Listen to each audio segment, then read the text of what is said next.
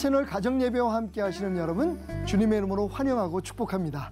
자, 오늘도 은혜로운 찬양과 함께 가정예배 시작하도록 하겠습니다. 예수를 나의 구주 삼고 우리 함께 힘있게 고백하겠습니다. 예수를 나의 구주 삼고 성령과 피로써 거듭나니 이 세상에서 내 영혼이 하늘의 영광 누리도다. 이것이 나의 간증이요, 이것이 나의 간증이요, 이것이 나의 찬송일세. 나 사는 동안 끊임없이 구주를 찬송하리로다. 아멘. 전능하사 천지를 만드신 하나님 아버지를 내가 믿사오며 그 외아들 우리 주 예수 그리스도를 믿사오니 이는 성령으로 잉태하사 동정녀 마리아에게 나시고 본디오 빌라도에게 고난을 받으사 십자가에 못 박혀 죽으시고 장사한 지 사흘 만에 죽은 자 가운데서 다시 살아나시며 하늘에 오르사 전능하신 하나님 우편에 앉아 계시다가 저리로서 산 자와 죽은 자를 심판하러 오시리라. 성령을 믿사오며 거룩한 공예와 성도가 서로 교통하는 것과 죄를 사하여 주시는 것과 몸이 다시 사는 것과 영원히 사는 것을 믿사옵나이다. 아멘. 자, 오늘 하나님께서 우리에게 주신 말씀 여호수아 6장 1절부터 7절까지의 말씀을 제가 봉독해 올리도록 하겠습니다. 여호수아서 6장 1절부터 7절까지의 말씀입니다. 이스라엘 자손들로 말미암아 여리고는 굳게 닫혔고 출입하는 자가 없더라. 여호와께서 여호수아에게 이르시되 보라, 내가 여리고와 그 왕과 용사들을 내 손에 넘겨 주었으니 너희 모든 군사는 그 성을 둘러 성 주위를 매일 한 번씩 돌되 엿새 동안을 그리하라. 제사장 7은 7 양각 나팔을 잡고 언약궤 앞에서 나아갈 것이요, 7째 날에는 그 성을 7번 돌며 그 제사장들은 나팔을 불 것이며 제사장들이 양각 나팔을 길게 불어 그 나팔 소리가 너희에게 들릴 때에는 백성은 다 큰 소리로 외쳐 부를 것이라. 그리하면 그 성벽이 무너져 내리리니 백성은 각기 앞으로 올라갈지니라 하시매, 눈의 아들 여호수아가 제사장들을 불러 그들에게 이르되 너희는 언약궤를 메고 제사장 7은 양각 나팔 7을 잡고 여호와의 궤 앞에서 나아가라 하고 또 백성에게 이르시되 나아가서 그 성을 돌되 무장한 자들이 여호와의 궤 앞에서 나아갈지니라 하니라. 아멘. 자, 오늘 이 말씀을 가지고 우리는 지금 예배 전쟁 중이라고 하는 제목으로 함께 은혜를 나누도록 하겠습니다. 자, 오늘 본문의 말씀, 우리가 설교를 통해서든지 혹은 말씀을 읽을 때라든지 주일학교 때부터 너무 많이 들었던 이야기예요. 여리고성을 함락시키기 위한, 가나안의 그 축복의 땅에 들어가기 위해서 가장 먼저 넘어야 할 가장 높은 산이었죠. 여리고성을 함락시키기 위해서 준비하고 있는 여호수아와 이스라엘 백성들에게 하나님께서 지금 작전 명령을 내리십니다. 그런데 이 작전 명령에 좀 특별한 점이 3가지가 있어요.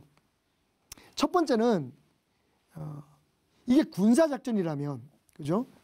적들은 지금 완전 무장을 하고 지키고 있잖아요. 그렇다면 그 적을 물리치기 위해서는 우리도 군사적인 작전을 써야 되는데 오늘 하나님께서는 뭐라고 말씀하시냐면 제사장들이 제일 먼저 들어가라는 거예요. 제사장들은 전쟁하는 사람도 아니고, 그리고 심지어는 그들의 손에 무기조차 들라고 하지 않으셨어요. 이건 죽으라는 얘기죠. 한마디로 말하면. 만약 오늘 하나님께서 우리 목회자들에게 그런 명령을 내리신다면 하나님 맙소사 왜 이러십니까 하나님, 이러고 얘기할 거예요. 오 마이 갓 이라고 얘기할 거예요. 그런데 분명히 하나님은 말씀하셨어요. 제사장들이 앞장을 서라. 자, 그런데 두 번째로 또 이상한 건 뭐냐, 제사장들이 앞장을 서는데 말씀드렸듯이 무기가 아니라 양각 나팔을 들고 서라는 거예요. 양각 나팔은 뭔지 아시죠? 제가 지금 양강나팔을 하나 가져왔는데 바로 이런 겁니다. 양의 뿔로 만든 나팔인 거죠. 이거 가지고 사람을 죽일 수 있겠어요? 이거 가지고 전쟁에 무기로 쓸 수 있겠어요? 자, 양강나팔을 들고 살아. 참 해괴한 작전인 거죠. 그런데 마지막 세 번째 전략은 더 기가 막혀요. 이상하기 끝이 없습니다. 그 제사장들이 앞장서고 제사장들이 양강나팔을 불되 어떻게 하냐면 매일 그 성을 한 바퀴씩 돌아라. 6일 동안. 그리고 마지막 날에는 7번 돌아라.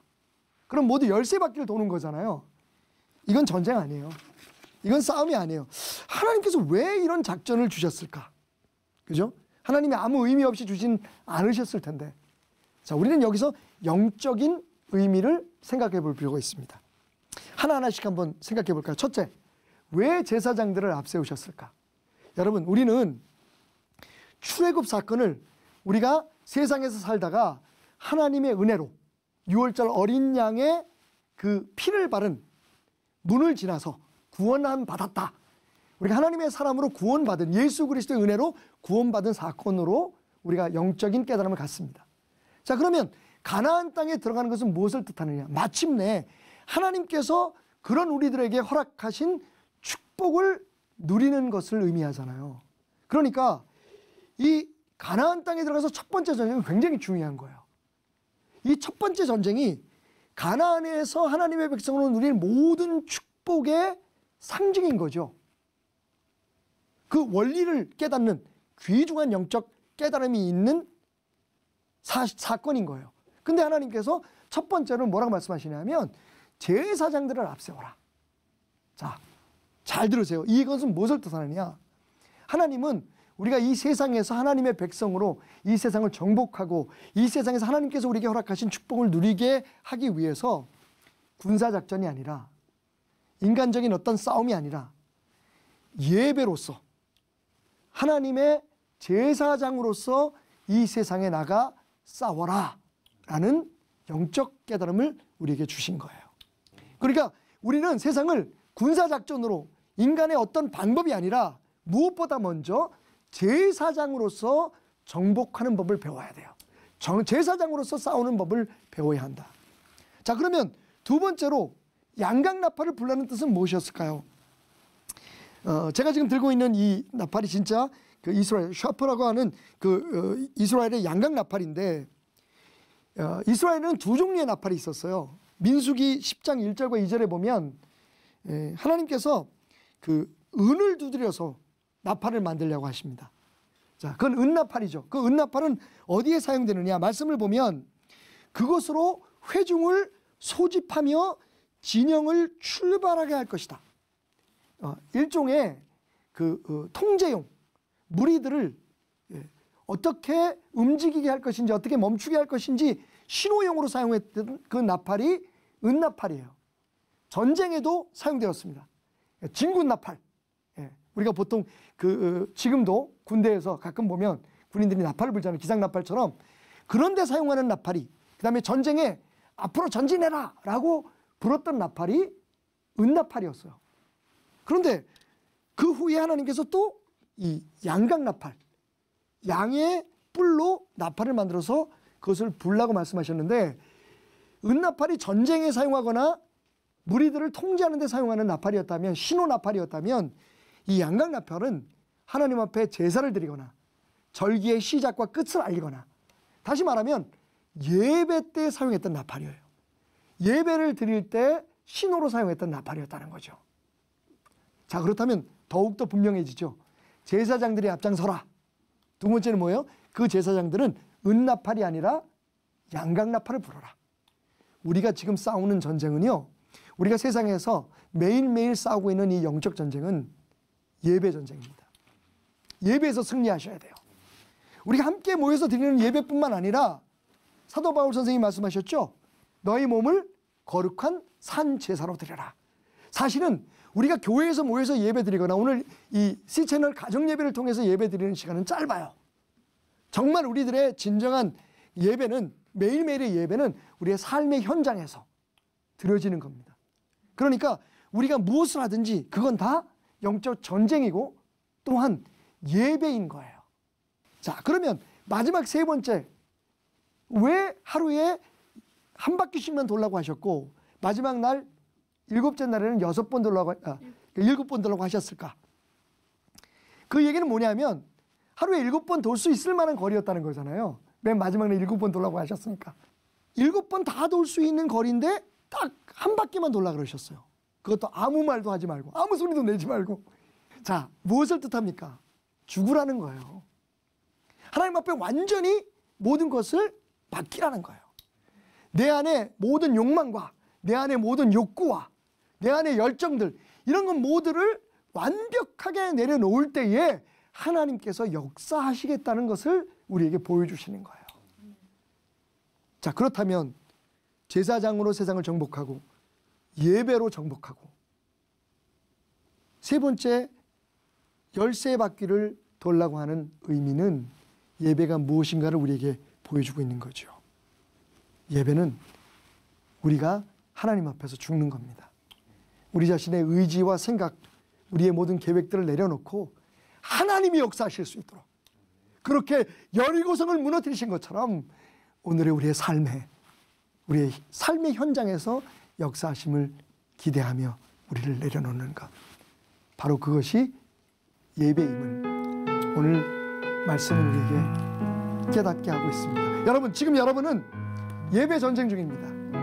모든 시선과 우리의 관심을 하나님께만 고정하고 여러분이 일터에 있든지 가정에 있든지 무엇을 하든지 예배로 승리를 하는 여러분 되시기를 주님의 이름으로 축원드립니다. 우리를 부르신 곳에서 우리는 하나님을 예배하기 원합니다.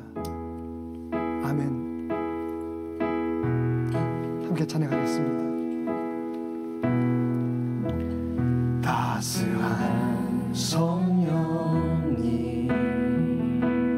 마음으로 보내 내 몸을 감싸며 주어지는 평안함 만족함을 느끼네. 사랑과 진리에 한 줄기 빛 보내 내 몸을 감싸며 주어지는 평안함 그 사랑을 느끼네.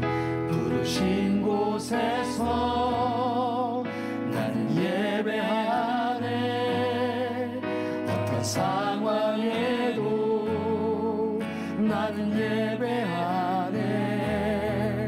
부르신 곳에서 나는 예배하네. 어떤 상황에도 나는 예배하네.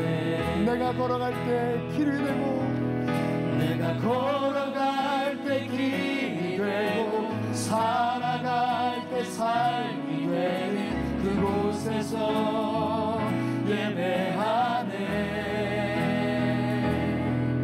내가 걸어갈 때 길이 되고 살아갈 때 삶이 되는 그곳에서 예배하네. 부르신 곳에서 예배하네. 상황에도 주님 상황에 나는 예배합니다. 나는 예배하네. 주님 부르신 그곳에서 내가 예배로 승리하길 원합니다.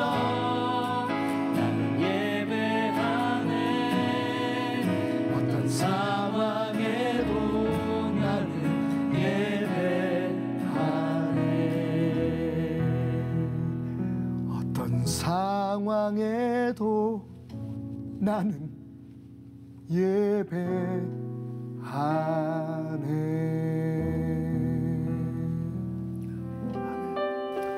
하늘에 계신 우리 아버지여, 이름이 거룩히 여김을 받으시오며 나라의 임하옵시며 뜻이 하늘에서 이룬 것 같이 땅에서도 이루어지이다.